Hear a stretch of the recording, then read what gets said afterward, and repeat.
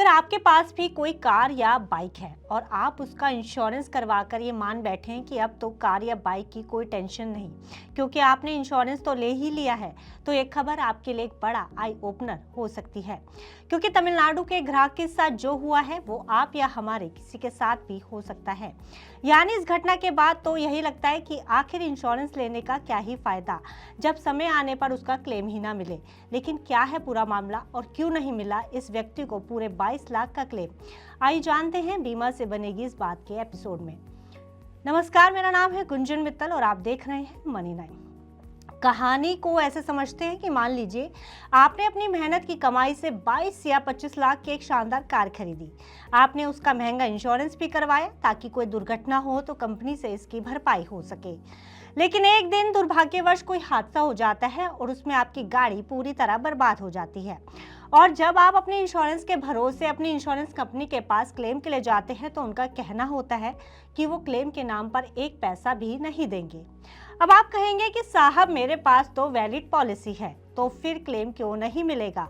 जैसा कि तमिलनाडु के एक व्यक्ति के साथ हुआ जिसके पास सही पॉलिसी थी, पॉलिसी के पूरे पेपर्स भी थे, फिर भी उसे उसकी गाड़ी के नुकसान पर 22 लाख का क्लेम नहीं मिला। आखिर इंश्योरेंस कंपनी ने ऐसा कौन सा पेच फंसाया कि मामला सुप्रीम कोर्ट तक पहुंच गया? पहले पूरा मामला समझते हैं। दरअसल पूरा मामला शुरू हुआ 7 जून 2011 को। तमिलनाडु के एक व्यक्ति के.पी. नटराजन नाम के व्यक्ति ने अपनी महंगी गाड़ी के लिए नेशनल इंश्योरेंस कंपनी लिमिटेड से एक इंश्योरेंस लिया था। गाड़ी की इंश्योर्ड डिक्लेयर्ड वैल्यू लगभग 22 लाख रुपए थी। लेकिन विवाद तो तब शुरू हुआ जब एक दिन नटराजन साहब ने अपनी गाड़ी के चोरी होने या एक्सीडेंट में भारी नुकसान होने के बाद 22 लाख का क्लेम फाइल किया। लेकिन कंपनी ने उसे इस आधार पर खारिज कर दिया कि ग्राहक ने रजिस्ट्रेशन के नियमों का उल्लंघन किया है। एक मीडिया रिपोर्ट के अनुसार इस क्लेम के खारिज होने के पीछे सबसे बड़ी वजह थी टेम्परेरी रजिस्ट्रेशन की समय सीमा का खत्म होना। जबकि नियम कहते हैं कि जब आप कोई नई गाड़ी खरीदते हैं तो आपको 1 महीने के लिए टेम्परेरी नंबर मिलता है। इस 1 महीने के अंदर आपको गाड़ी का परमानेंट रजिस्ट्रेशन करवाना अनिवार्य होता है। हालांकि इस ग्राहक से गलती ये हो गई कि ग्राहक की गाड़ी का टेम्परेरी रजिस्ट्रेशन खत्म हो चुका था और उसने तय समय सीमा के भीतर परमानेंट रजिस्ट्रेशन नहीं करवाया था। अब जब एक्सीडेंट या नुकसान हुआ उस समय गाड़ी बिना वैध रजिस्ट्रेशन के सड़क पर चल रही थी। अब ग्राहक ने क्लेम ना मिलने पर कोर्ट का दरवाजा खटखटाया क्योंकि क्लेम का जो अमाउंट था वो काफी बड़ा है और मामला जिला फोरम से शुरू होकर सुप्रीम कोर्ट तक पहुंचा। अब कोर्ट ने जो कहा वो हर गाड़ी के मालिक के लिए एक बड़ा सबक है। इस मामले में कोर्ट ने साफ किया कि भले ही आपकी इंश्योरेंस पॉलिसी वैलिड थी, लेकिन अगर गाड़ी का रजिस्ट्रेशन फेल है तो उसे कानूनी तौर पर भी सड़क पर चलने के अयोग्य माना ही जाएगा। वहीं मोटर व्हीकल एक्ट के मुताबिक कोर्ट ने कहा कि बिना वैध पंजीकरण की गाड़ी चलाना मोटर व्हीकल एक्ट की धारा 39 और 192 का उल्लंघन है।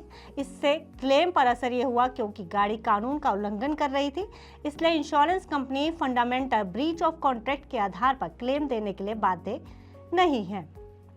इंश्योरेंस कंपनी हमेशा ऐसे तकनीकी पेश ढूंढती है जिनसे उन्हें क्लेम ना देना पड़े। इस मामले से सीख ले तो हम आपको कुछ ऐसे वैलिड पॉइंट्स बताते हैं जिसकी वजह से पॉलिसी वैलिड होने के बावजूद आपका क्लेम रिजेक्ट हो सकता है। पहला है दस्तावेजों की कमी, एक्सपायर्ड रजिस्ट्रेशन। जैसा कि तमिलनाडु के केस में हुआ, अगर आपकी गाड़ी की आरसी एक्सपायर हो चुकी है या टेम्परेरी रजिस्ट्रेशन की तारीख निकल गई है तो इंश्योरेंस कंपनी 1 भी रुपया देने के लिए बाध्य नहीं है। इनवैलिड ड्राइविंग लाइसेंस, यदि गाड़ी चलाने वाले के पास वैध लाइसेंस नहीं है, जैसे एक्सपायर्ड होना या टू व्हीलर के लाइसेंस पर कार चलाना, तो क्लेम तुरंत रिजेक्ट हो सकता है। तीसरा है फिटनेस सर्टिफिकेट। भारी वाहनों जैसे कि कमर्शियल व्हीकल्स के मामले में यदि फिटनेस सर्टिफिकेट वैध नहीं है तो इंश्योरेंस काम नहीं करता। अब दूसरा पॉइंट है नियमों का उल्लंघन, जैसे कि पॉलिसी ब्रीचेस जिसे कहा जाता है। पहला है ड्रंक एंड ड्राइव। यदि दुर्घटना के समय ड्राइवर शराब या किसी नशीले पदार्थ के प्रभाव में है तो कोई भी पॉलिसी आपको कवर नहीं करेगी। दूसरा है ओवरलोडिंग। अगर 5 सीटर कार में 8 लोग बैठे हैं या माल ढोने वाली गाड़ी में क्षमता से अधिक वजन रखा गया तो भी इसे सुरक्षा नियमों का उल्लंघन माना जाएगा। तीसरा है कमर्शियल उपयोग। अगर आपकी गाड़ी पे पर्सनल या प्राइवेट नंबर प्लेट है लेकिन आप उसका इस्तेमाल टैक्सी या सामान ढोने के लिए कर रहे हैं तो क्लेम रिजेक्ट होना तय है।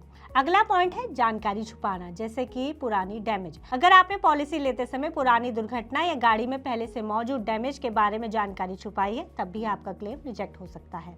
इसके बाद है नो क्लेम बोनस। अक्सर लोग प्रीमियम कम करने के लिए गलत एनसीपी यानी नो क्लेम बोनस का दावा कर देते हैं। अगर कंपनी को पता चला है कि आपने पिछले साल क्लेम लिया था और फिर भी 20% डिस्काउंट लिया है, तो वह क्लेम खारिज कर सकते हैं। अगला कारण है तकनीकी कारण, जैसे कि इंजन प्रोटेक्शन। अगर भारी बारिश या बाढ़ में आपने पानी में डूबी गाड़ी को स्टार्ट करने की कोशिश की है और इंजन सीज हो गया है, तो कंपनी से जानबूझकर किया गया नुकसान मानती है, जब तक कि आपने इंजन प्रोटेक्शन एड ऑन ना लिया हो। अगला है गाड़ी में बदलाव। अगर आपने गाड़ी में सीएनजी किट लगवाई है या इंजन बॉडी में कोई बड़ा बदलाव किया है, तो इसकी जानकारी इंश्योरेंस कंपनी को देना जरूरी है। अगर आपने नहीं दिया है, तब भी आपका क्लेम रिजेक्ट हो सकता है। इसके बाद सीमा से बाहर भी इसका एक पॉइंट है। यदि आपकी पॉलिसी सिर्फ भारत के लिए और दुर्घटना नेपाल या भूटान जैसे किसी पड़ोसी देशों में हुई है, तब भी आपको क्लेम नहीं मिलेगा। अगला पॉइंट है देरी और लापरवाही, यानी कि डिले और नेग्लिजेंस। सूचना देने में देरी, यानी कि दुर्घटना या चोरी के बाद कंपनी को सूचित करने के लिए आमतौर पर 24 से 72 घंटे का समय होता है, यानी कि 1 से 3 दिन के अंदर आपको इंश्योरेंस कंपनी को दुर्घटना के बारे में जानकारी देनी होती है। लेकिन बहुत ज़्यादा देरी होने पर कंपनी क्लेम देने से मना कर सकती है। इसके बाद है चाबी की सुरक्षा। अगर आपकी गाड़ी चोरी हो गई है और आपके पास उसकी दोनों ओरिजिनल चाबियां नहीं है, यानी आपने चाबी गाड़ी में ही छोड़ दी थी या पहले से ही गाड़ी की चाबी खो चुकी है, तो कंपनी इसे लापरवाही मानकर क्लेम रिजेक्ट कर सकती है। अब ये कहानी हम सबको एक सबक देती है और ये बताती है कि इंश्योरेंस लेना भर सिर्फ आपको पूरी सुरक्षा नहीं देता, बल्कि इंश्योरेंस लेते समय आपको कई बातों का ध्यान हमेशा रखना चाहिए, जिसमें पहला है रजिस्ट्रेशन की सिक्योरिटी। यानी जैसे ही आपने नई गाड़ी ली हो, इसके बाद टेम्परेरी नंबर के भरोसे ना बैठे, बल्कि 30 दिनों के अंदर अंदर परमानेंट नंबर प्लेट लगवा लें, जैसा कि इस मामले में हुआ है। दूसरा, आरसी की वैलिडिटी का ध्यान रखें। पुरानी गाड़ियों के मामले में भी अपनी आरसी की एक्सपायरी डेट चेक करते रहें और उसे अपडेट रखें। तीसरा है पॉलिसी के रिन्यूअल का भी ध्यान रखें। इंश्योरेंस लैप्स होने से कम 7 दिन पहले ही उसे रिन्यू करवाएं। अगला है डॉक्यूमेंट्स का पूरा ध्यान रखें। सुनिश्चित करें कि आपकी आरसी और इंश्योरेंस पॉलिसी पर नाम, इंजन नंबर और चेसिस नंबर की स्पेलिंग बिल्कुल एक जैसी और सही हो।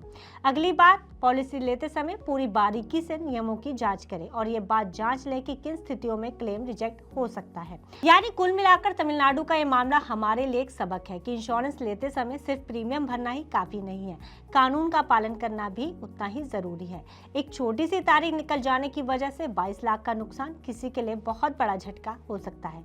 इसलिए अपने गाड़ी से जुड़ी सभी जरूरी तारीखें और कागजातों का पूरा ध्यान रखें। फिलहाल इस खबर में इतना ही। आप बिजनेस से जुड़ी अन्य खबरों के लिए देखते रहिए मनी लाइव।